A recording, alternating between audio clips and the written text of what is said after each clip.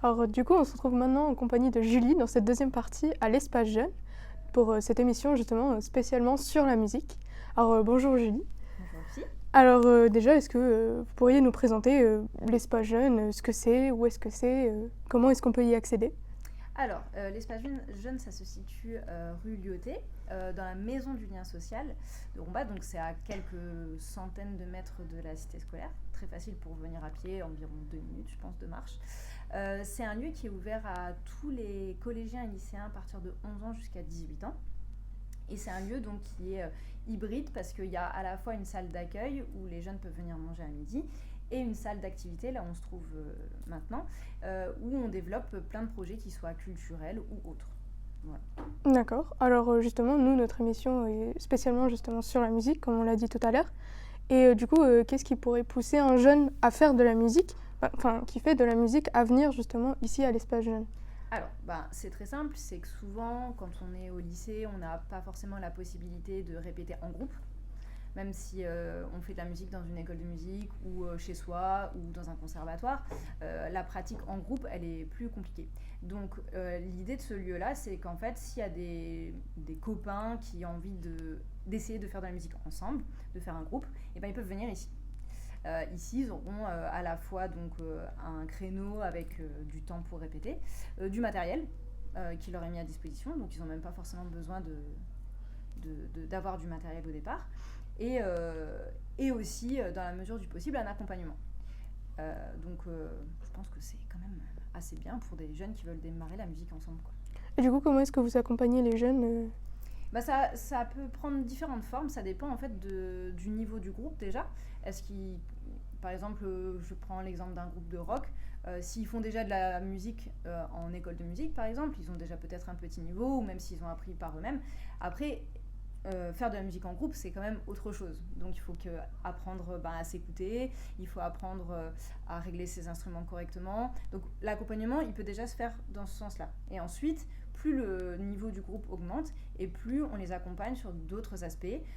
Ça a pu être par exemple faire des photos professionnelles, imaginons, pour sortir leur album.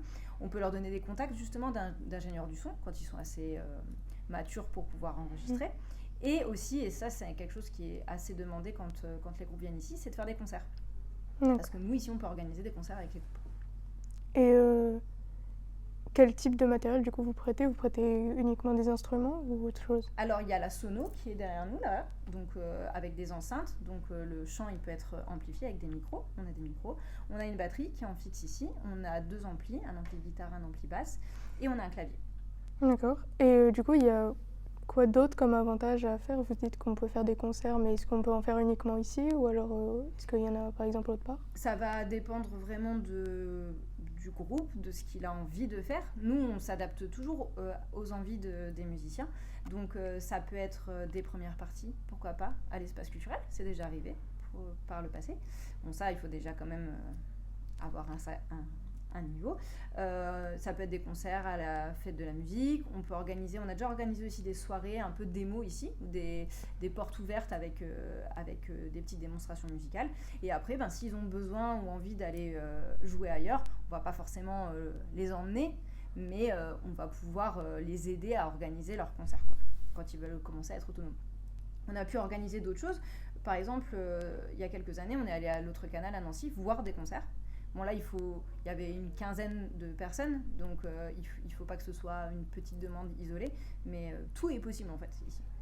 D'accord. Et pour finir, du coup, quand est-ce que les jeunes peuvent venir quelles sont les plages horaires justement pour venir ici répéter? Alors ici, ce sera du lundi au vendredi de 18h30 à 20h30. D'accord. Super, merci beaucoup. Et de rien.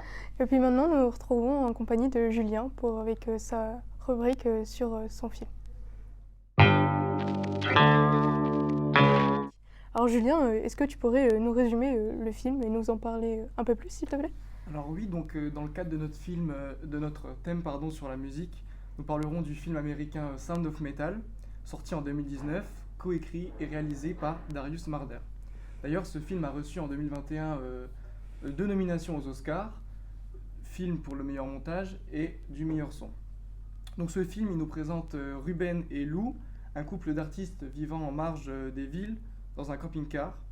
Il sillonne les États-Unis pour y donner des concerts de rock, elle derrière le micro et lui derrière sa batterie. Un jour, lors d'un concert, Ruben n'entend plus qu'un faible bourdonnement. Le diagnostic du médecin tombe, il sera bientôt totalement sourd. Le batteur est totalement anéanti, il tombe peu à peu dans la dépression et dans ses anciennes addictions. Ruben et Lou vont alors devoir prendre une décision difficile qui va bouleverser leur avenir. Et du coup, t'en as pensé quoi de ce film, justement? Selon moi, le film est quand même excellent et en témoigne la prestation du protagoniste joué par Riz Ahmed, qui nous livre un très bon jeu d'acteur. L'histoire est aussi poignante. On voit que la relation entre Ruben et Lou est rudement mise à l'épreuve à cause du handicap de Ruben, qui cherche par tous les moyens à dépasser sa surdité. Le film parvient même à nous créer l'illusion d'être nous-mêmes sourds. Il va même sans arrêt bousculer notre position et notre regard tour à tour, d'entendant à non-entendant, et nous nous trouvons une fois dans la peau de Ruben, et ensuite dans celle du monde qui l'entoure, ce qui retranscrit très bien son handicap. Et justement, Ruben va tout mettre en œuvre pour y remédier à sa surdité, car elle va l'empêcher de jouer de son instrument et de vivre de sa passion. Il déménagera donc dans un centre adapté aux sourds, mais cela ne va pas lui convenir, et il quittera le refuge. Manquant de moyens financiers, il va jusqu'à vendre le camping-car qu'il avait avec sa copine Lou pour s'offrir un tout nouvel implant auditif. Et déçu de la médiocre qualité de cet implant, Ruben l'enlève et accepte finalement son handicap. Donc le titre du film, on peut le traduire par le son du métal, qui représente à la fois le style de musique qu'il joue, mais aussi le son qu'il entend lorsqu'il a son implant auditif. Bref, si vous aimez les films dramatiques et la musique, je vous recommande vivement Sound of Metal. Ça a l'air d'être un film très poignant. Merci Julien. Merci. Puis merci à tous de nous avoir écoutés dans cette émission spécialement dédiée à la musique.